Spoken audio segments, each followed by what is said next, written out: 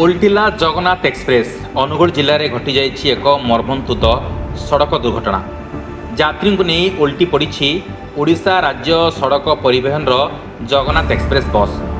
ଏହି ଭଲ୍ଭୋ ବସ୍ଟି ଦୁର୍ଘଟଣାର ସମ୍ମୁଖୀନ ହୋଇଛି ଆଉ ଅଳ୍ପକେ ସମସ୍ତ ଜୀବନ ବଞ୍ଚିଯାଇଛି।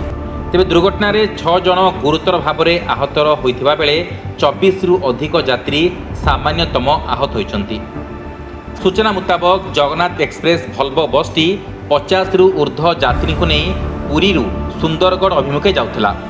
तेबे 149 नंबर जातीय राजपथ निकटर अनुगुल जिलार समल थाना अंतर्गत बुरुकुना छक निकटर बसटी हठात भारसाम्य हराई रास्ता कड़कू उल्टी पड़ता।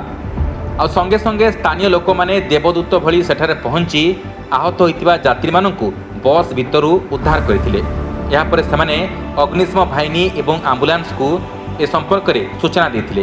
आ घटना संपर्क में खबर पाई स्थानीय अग्निशम विभाग और 108 आंबुलांस तुरंत घटनास्थल में पहुंची उद्धार कार्य को त्वरान्वित करते। आहत यात्री मानू प्रथमे खमार गोष्ठी स्वास्थ्य केन्द्र को निया सेठारे प्राथमिक चिकित्सा पर अत्यंत गुरुतर आहत को अनुगुल जिला मुख्य चिकित्सालय सह कटक और भुवनेश्वर विभिन्न हॉस्पिटल को स्थानांतरित करा जायछि।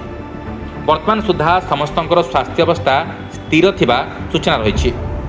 Bureau report news alert 24x7।